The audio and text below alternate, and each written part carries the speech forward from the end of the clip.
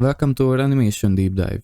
In this crash course, we'll be going over the basics of animations, and we are going to be working on 3 projects. First of all, there will be a playground that we'll be starting off with, where we look at the basics of animations. Then we'll be moving on to creating this one here, where the background is animated, and if I refresh, this text will come from the top. And then we'll be moving on to our third project, which will be a different type of animation. And if I refresh, the text will pop in like this.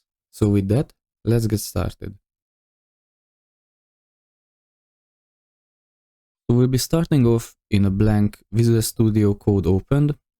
In fact, I've opened a folder right here, and we're going to right click, create a new file, and create an HTML called animlist.html. Inside the animlist.html, we need our basic HTML structure. So I'm going to say exclamation mark, and it will fill it up for us. And I'll just change the title, animation list. I'll open this up with Live Server. Live Server is an extension that you can search for right here, and it will automatically update your site for you whenever you save, so you won't have to continuously go back and refresh. And I just right click and open with Live Server. So to get started, first we'll be working in our HTML. So we'll be creating 2 divs to get this started. There's a syntax where you say div, then dot, what type of class do you want it to give, row, times 2. And it will give us 2 divs with the class row. Inside each of them, we'll be using the same syntax, but this time we'll be creating them with the class rect, and we'll be needing them 3 times. So just like this, I'll be copying this over to the other row, and we'll be needing to give each of them an ID. The first ID will be color, the second will be gradient, the third will be shake, then on the other row movement, pose, and then shape. Basically that's it for this HTML. We'll be needing to create a new CSS file called animlist.css, and I'll be linking this file in our HTML. So link CSS and then animlist.css. Now in our animlist.css, we'll first be styling the body. There will be some resets going on, and we'll be setting first of all the width to 100 viewport width unit, the height to 100 viewport height unit. This will deny us from scrolling, but it basically fits the screen perfectly. We'll reset the margin to 0 and the padding to 0. I'll be using a little bit of flexbox here, but don't worry about it, it's going to be really simple. So we'll be saying display flex to enable flexbox properties. We'll set the flex direction to be a column. We'll justify everything to the center horizontally and vertically with the justify content center and the align items center. And we'll be setting a gap between the elements, which is going to be 50 pixels. And I'll be setting real quickly a background color as well. But then we are going to move on and style our row class. Its width is going to be 100%. It will be using yet again a little bit of flexbox. So we'll be saying flex to enable the flexbox properties. Horizontally, we will say space them evenly, because there are 3 elements in this row. And then on the vertical axis, just simply center them. That's it. Now let's style the rects. So the rect, its position is going to be relative. It's important because you could also play around with the animations with the top, left, right, and bottom properties. Their width will be 150 pixels along with their height, and their background color will be gray by default. Now let's move on to the color ID. The color ID, remember, we'll be putting animations to it. We'll leave empty for now because I want to show you how to do an animation. So the way you create an animation is by saying keyframes like this. You can see it already has a snippet that will make it work for us. There is an identifier, and this identifier is basically the name of the animation. I will call this simple color, and inside here it's going to be really simple. You say what type of properties should be applied at what stages of the animation. So for example, at 0%, what should happen? Well, we say at 0%, let this be gray, let this rectangle be gray, or whatever this animation is applied to, because right now we haven't applied it to anywhere. At 25%, what do we say? Well, let its background color be black. So you can access all the properties here and change all the properties during the animation. We'll be having a look at more than just colors, but I think it's a good way to start. So at 50%, I'll give it a different background color. I just copy over this value. At 75% as well, and at 100% as well. Just some different colors whenever the animation is going. It's all that simple. You give at how many percents do you want which properties to be applied. But you can see it's not really applied. So the way we are going to apply it is by saying animation, and you can see there is a snippet that gives you all the possible settings it can have, but I will delete them for now because we'll be going separately. As for the animation, oops, like this. As for the animation, I'll be giving it the name simple color. So here basically you just set what animation do you want applied, but you can see it still doesn't do anything. Well, that's because there are some other properties as well. For example, animation duration. You can set how fast the animation should be, because it will go through, for example, if I say in 3 seconds, but I could also say 0.5 seconds or 1 second or 5 seconds, whatever. It will finish in time. So if I save now, you can see under 3 seconds, it goes over the animation and then sets back. But I could also say 1 second, then it goes quicker. I leave it at 3 seconds for now. What if I wanted it to go the other direction? Then I could say there is a property called animation direction, not duration, direction. And here you can see there is the normal, which is the default. We could reverse it. So if I refresh, it goes in the reverse order. Well, that's great, but let's have a look at the other settings as well. For example, alternate will make it go to the end and then come back. So it will alternate between, let me see, but alternate actually, because the animation ends, doesn't really take effect. So to make it, for example, infinite, you can say animation iteration count, and you can say 3 as well in here, so it will run 3 times. Because of the alternate, now it runs back and forth, and then it ends, but I could also say infinite and it will infinitely run. Now what if I want this to run 1 time, but I want it to stay the same color as it was in the end? Then you can say animation fill mode, just like this, and for example forwards will let it fill in at the end of the animation, so it won't reset, it won't just snap back. You can see the purple color that we set is now staying there. And there is something else that I wanted to show you, which is animation timing function. And if you come down and ignore all these cubic beziers, then you can see the same type of settings that you could set for a transition. So there is basically ease and ease in, ease in out, and ease out. Ease in out is, I believe, the default. Ease in will say it will go quicker in the start, I believe, and then the others will go smaller. There is ease out, if you can play around with it. I said ease in out is the simple, and there is ease. There's a little bit of fine tuning here, but it's not really visible. That's why I prefer usually to set it at ease in out, or just leave it alone, leave it at the default settings. But that's basically it.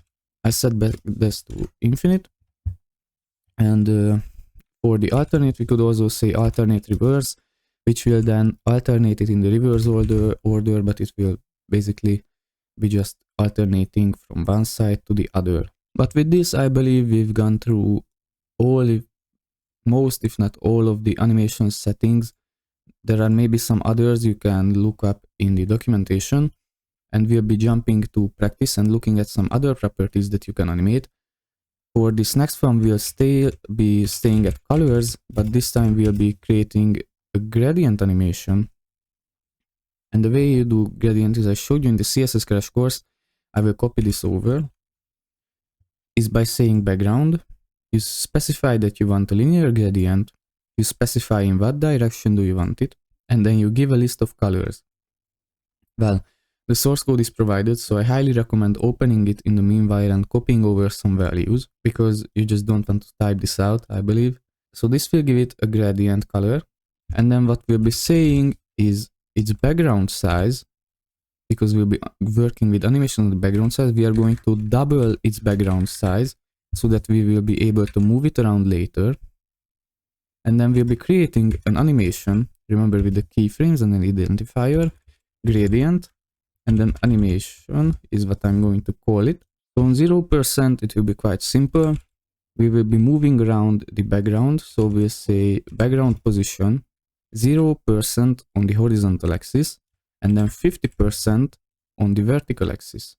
At 50%, we'll be saying background position, 100% offset on the horizontal axis, and the 50% offset on the vertical axis.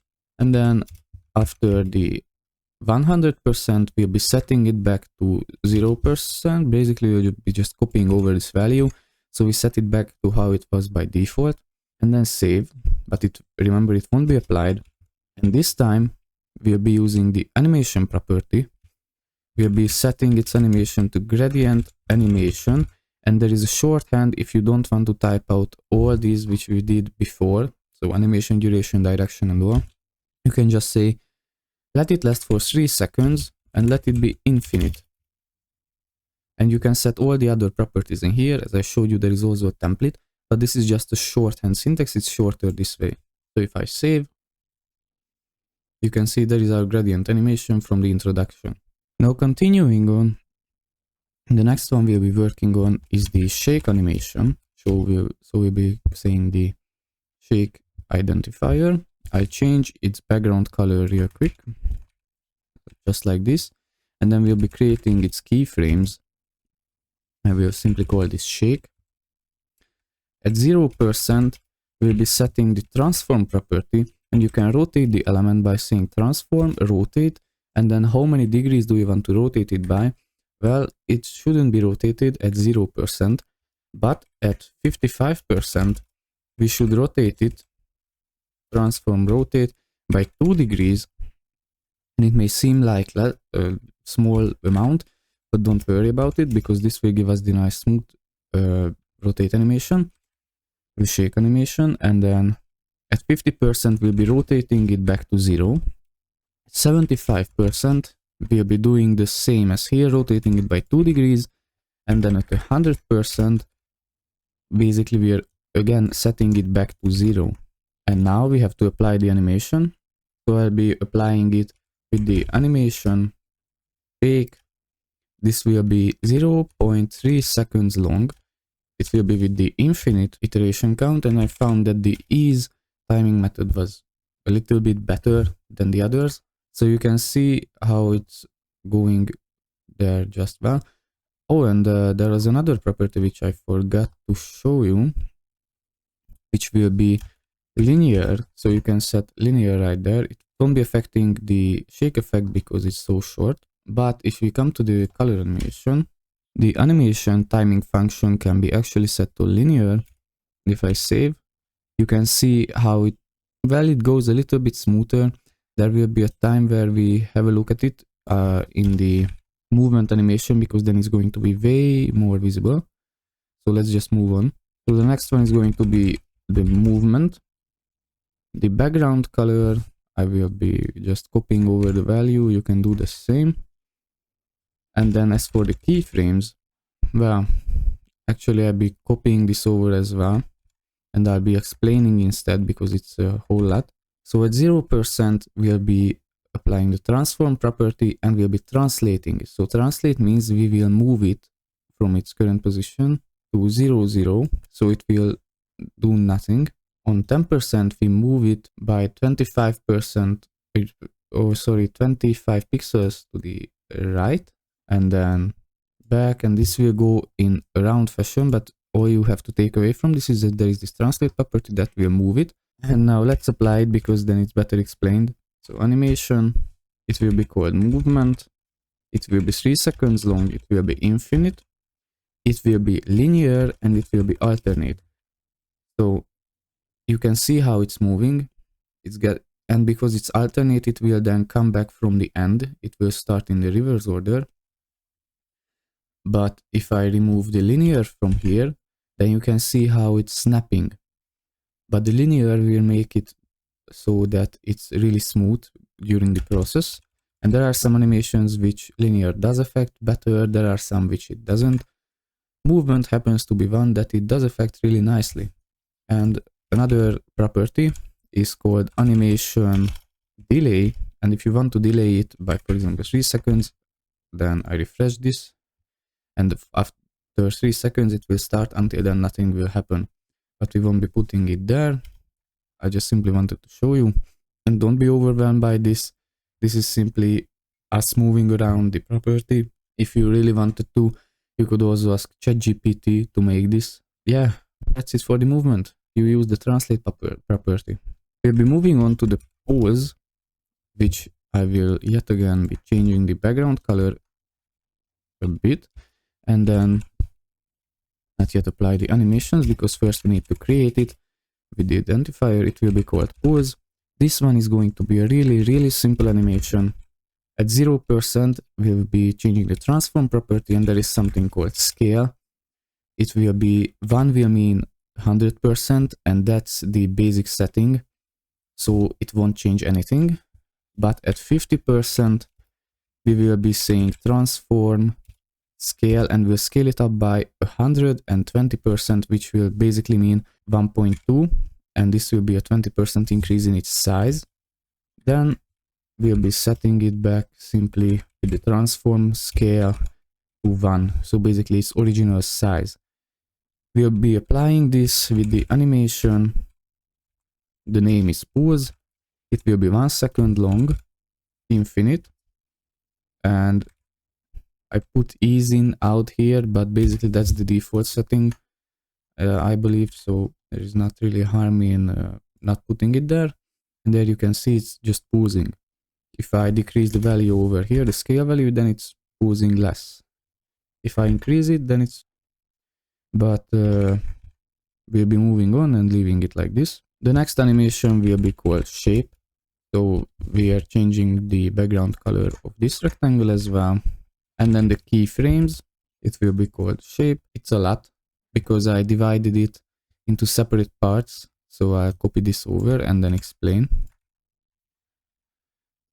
We are basically going to do this by setting the border radius. At 0%, it will be a rectangle. The border radius won't be modified. And at 16%, we will modify it. This is just like at the margin or padding from the, just here from the right corner. We'll be modifying it. And the others will be set to 0. Then we'll be modifying another edge of the rectangle. And then we'll continue doing this until all of the border radius is set to 50%, and then we'll reset it, and then we'll simply set it back. And to make it stay, so I will be showing you it like this. Animation shape, it will be 3 seconds long. It will be linear to make it smooth, but let's show you it without linear. So if I refresh, there we go. But if I put linear there, I believe it will be a bit smoother. Yes, it is. And you can see how it snaps back at the end. So I will say forwards to make it stay like it was in the end. And that's it. We are basically done with our playground. We went over some properties, and these are most of the properties you'll be using whenever you're working with animations. If I left something out, please comment down below. And we'll be moving on to our 2 real life projects. So moving on, we'll be creating a new file called site1.html. We'll bring out our basic structure, rename this to site1, and over here we'll be creating, to start this off, 3 divs with the class background. So dot background times 3, and there we go. The rest of the stuff we'll be creating later, jumping back and forth. I'll close this up, and we'll create a CSS file called site1.css. I'll simply link this, link CSS and the site1.css. Then we'll simply be setting the default settings just like we did before in the other CSS. You can copy this over. We are saying display flex. I've also put an overflow hidden in there, that's important. And basically we are just resetting things. And we'll be changing the background to be a linear gradient. So right here, linear gradient, instead of giving degrees here, we say do it to the right side. Then we give 2 colors, and basically that's it. I'll open this up with live server extension. So right here, open with live server, and also include the next to the body, the HTML tag as well, because this time we'll be needing to set the HTML as well. Otherwise it won't be applied. Then we'll be styling the background class. Its position, first of all, will be fixed. The reason it will be fixed is because if the user scrolls, then the background should always stay within the screen. Otherwise you would run out of space. We'll be setting its width to 100%, and we'll be setting its height to 100%. But basically by saying overflow hidden, you won't be able to scroll, but you will sort it out later. You set only overflow x hidden, for example. What's important is we'll be rotating it by default. So transform rotate by 25 degrees. That's because you saw those polygons I've put there in the introduction were rotated by default. Their opacity by default will be 0.5 units. We'll be applying the same background color just like we did here, or maybe a little more vivid colors. Copy it over from the source code I've given you. There is another property, and it's called clip path. This clip path property, there is something called polygon. It will set you up with it will clip the current object so that it looks like whatever type of object you want it to be, a rectangle or a triangle or a parallelogram, whatever you want it to be. These are the values I found good, and I'll show you how I found these values. So there is, if you search polygon creator CSS, then there is this called Clippy CSS clip path maker. You can come here and you can drag these around. You can change, for example, a right arrow across what type of object you want to start with. And down here, it will give you the CSS that you need. So if you prefer a different kind of animation from mine, you are free to try this Clippy site. And now we'll be jumping on to creating our animation. So keyframes,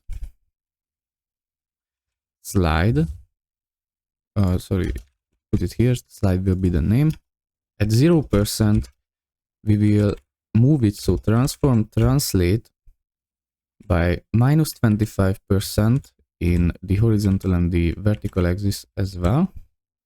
And then at the end of the animation, at 100%, we want it to be at 25% and 25% on both the vertical and the horizontal axis. So it's basically just moving it.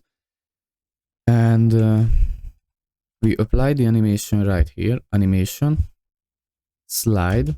It will be 3 seconds. It will be with the default setting, the ease in out. It's going to go infinitely, and it's important that it alternates, otherwise it would just go continuously in one direction, but we want it to start switching sides. And if you look at it now, it's not like I showed you in the introduction, and that's because all of these divs are at the same position.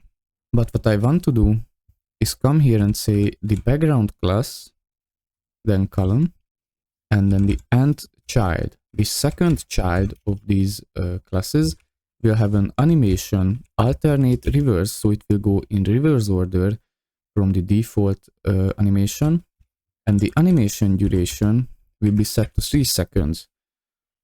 So this is basically the same except that it's with the alternate reverse attribute, and we'll be copying this over one more time because we have 3 of these divs, and here it will also be alternate reverse, but it will be 4 seconds long.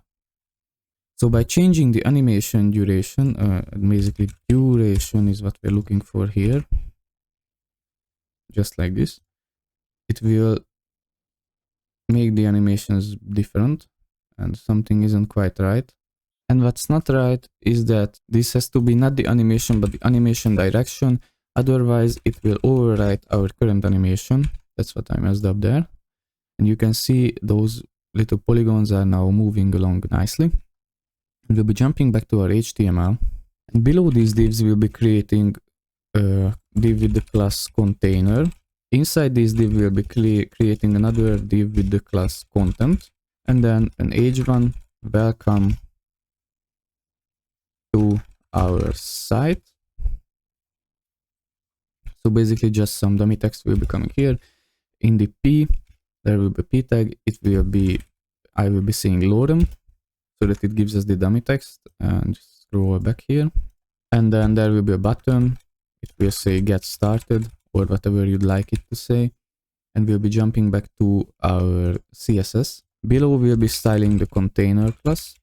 Its position will be absolute because if it wasn't, it would collide with the animations as it does right now.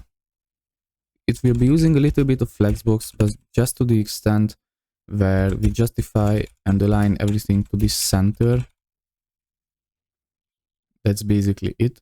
We will be having a total video with a flexbox deep dive. The z index will be 100 so that it's above all the elements. And then let's style the content. Let's give it a background color. It will be slightly transparent, and give it a border as well. And it will be pure black, except you can see the transparency as at 0.1, as well as a box shadow. I will copy over these values. You don't have to reinvent the wheel. You can just copy over this from the source code as well. The box shadow will be 8 pixel and 8 pixel on the vertical and horizontal axis as well, with 0 pixel offset, and it will be 0.5 opacity. Let's give it a padding of 2.5 rem units. Text align will be center here, and the max width will be 32 rem units, and I'll be giving it a font family. It will be Helvetica. Then as for the h1, is going to be pretty simple. Its font size will be 3 rem units, and it will have a margin bottom of 2 rem units. Remember, rem units are just basically a more responsive unit than pixels. The margin bottom on the p element will be 1 rem unit. These are just some basic settings, and we'll be coming to the button, which will be a little different. So the font weight will be bold. Font size 15 pixels, while the width is 40 pixels, 150 pixel, but the height will be 40 pixel. Let's also copy a box shadow over here, and then we'll be giving it a hover transition. So we'll be saying transition, let's say all the properties, but basically we just need the scale, or the box shadow. We'll be saying easy out, which is the default behavior, and 0.3 seconds long. And then when you come to the button, you say hover. This will apply the hover effect. So these classes will be applied whenever you hover over it. You give it simple color, background color of black, and a different type. This is going to be a thicker box shadow. You can just copy over the values and change these to 5 pixels, 5 pixels. So now this is basically done, but it's not yet animated whenever I refresh. So we'll be creating a new animation called slide in, and this slide in is going to come from 0%. At 0%, it will translate on the y-axis because we want it to come from the top, and it will be minus 150 viewport. Well, I put viewport width unit here in the preparation, but it probably should be viewport height units. And then 100%, it will be translating to 0. So So basically back to its place. I hope it's understandable. We are animating it from the minus direction, from out of the screen back into the screen. And we'll be applying this animation to the container. So animation slide in, and then it will be 0.8 seconds long. So if I refresh, there you can see it slides back nicely from the top. Great, one of our projects is done. The next project will be yet again similar to this. Alright, so moving on, we'll be creating a new HTML file called site2.html. Again, the basic structure, and I'll be changing it to site2. And inside this HTML, we are going to be having 5 divs with the class cube, just like this. And the container is going to be basically the same, but we'll be copying it over later from our site1.html. For now, let's just create a new CSS file called site2.css. Simply link it up in here. So link CSS site2.css. It's pretty simple. And then we'll be yet again, I'll be explaining this, resetting the margin, setting the width and height to 100 viewport width and height units. This time we are giving a 32 degrees linear gradient background. The background size this time will be 400 times 400. So basically it's 4 times bigger than it should be. The animation here, I will just get this out for now. And you can see it's overflow hidden. And then we align everything to this center. That's our starting point. It shouldn't be too overwhelming. We broke it down. And we'll be styling the cube. So each cube's position will be absolute. That's because we want to set them across the screen, basically randomly. So top 100% offset from the top, and the left 45% offset. This will just set it somewhere in the screen. The width of the cube will be 10 pixel by 10 pixel, or 10 pixel height as well, like this. And the border will be a solid 1 pixel, and this color, this is a slightly grayish whitish color.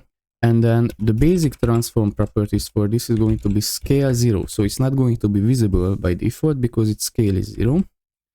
And then we'll rotate it back to, sorry, not like this. You can stack up the transform properties, so rotate it back to 0. So it's not rotated at all, 0 degrees. Let's create the first animation, which will be called gradient. We've done this gradient animation before. It will be the same. You can even open up the animlist.css file, look for the gradient animation and copy the values from there, which is what I am going to be doing. So basically you just paste it in there and apply this animation on the body. So animation gradient, it will be 10 seconds long with the ease type of timing, and it will be going infinitely. And then it's going to be really simple, a new animation called cube. And all this is going to do, a different type of syntax you can also use, but you could also say just 0% and 100%. It's called from to. From 0 scaling and the rotation of 0 degrees, just like before. And from opacity 1, we are going to, let's copy this over. We are going to opacity 0, scale 20, and 960 degrees rotation. Then we'll be applying this to the cube. So the animation will be the cube, 8 seconds, ease in, and it will go infinitely. So I'll be copying over, this is the nth child setting that we set before when we work with the polygons, but as I see it, we don't actually need a 6th cube. For some reason at the preparation I put a 6 there, but yeah, we are basically setting a different animation delay for each of them so that they start at different times, and each offset, so the position to on the screen is different for each of them. And I'll open this up with the live server. Wait a little bit because we've set delays, and there you can see the cubes appearing. And we are setting percentages because we want this to be responsive. And now the only thing that's left is actually grabbing from this site one this whole container, copying it over to the site 2. And there you go. And from the site one CSS, we'll be copying over. Well, let's copy over everything over here, and it slides in, but we don't want a slide in animation. We rather want a pop in animation, so I rename this. Actually, if you press F2, pop in, it will change it right there where it is applied, pop in. And this pop in animation is going to be a bit different because at 0% we'll be saying transform scale 0, so it comes from 0. At 50%, it will be at transform scale 1.2, so it's a little bit bigger than the original size, but at 100%, it will go back with a transform scale 1. There we go. It's nice and tidy. So this project obviously was done quicker because we didn't have to style the container, and the animations are straightforward. With that, this video is over. I hope you enjoyed it. If you have any questions about animations, and maybe if I missed something, then feel free to comment down below. Also, if you'd like to see the next crash course, what should it be about, comment that down below. And if you found value in this video and would like to see more, then consider giving us a like, maybe even subscribe. But other than that, I really hope to see you in the next one.